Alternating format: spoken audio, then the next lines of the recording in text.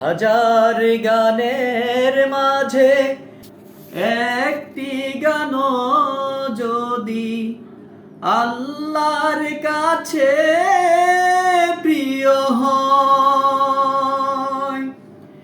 সেই তো খুশির কথা, সেই তো সফলতা।